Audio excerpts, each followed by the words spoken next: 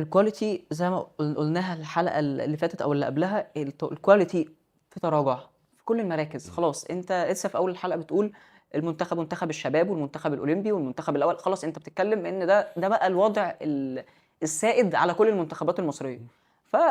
ده طبعًا ليه أسباب كتيرة جدًا اتكلمنا فيها. أنت عندك مشاكل كتيرة جدًا.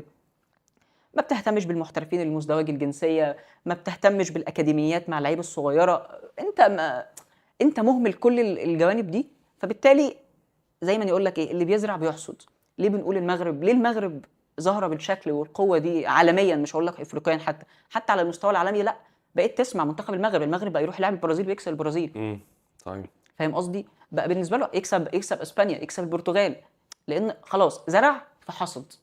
أنت محتاج تزرع دلوقتي، عشان على فكرة مش هتحصد كمان سنة والّا 2 والّا 5، أنت ممكن تحصد كمان 10 سنين. بالضبط. ده التخطيط ال ده البناء، أنت بتبني لقدّام، بالضبط. فعادي الفترة يعني أنت بتاخد فترة لغاية لمّا تبني، وتوصل لحصاد البذرة اللي أنت زرعتها في البداية. بالضبط. ده الطبيعي يعني، إحنا أي دلوقتي مشروع كده. لو في ناس دلوقتي بتشتغل وبتخطط وعندها ضمير.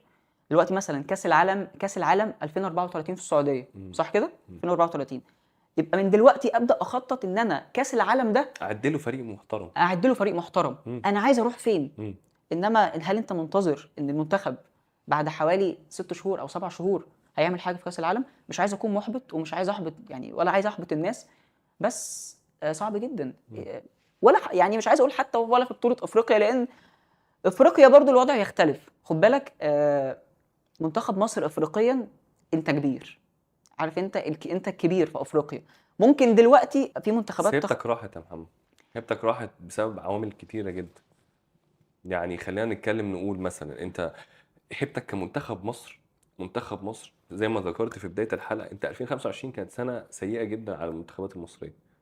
منتخب تحت 17 سنة خرج من البطولة، منتخب الناشئين خرج من البطولة من الدور الأول، منتخب كأس العرب خرج من البطولة برضه من الدور الأول، أنت ناقص لك بس بطولة أفريقيا اللي جاية دي.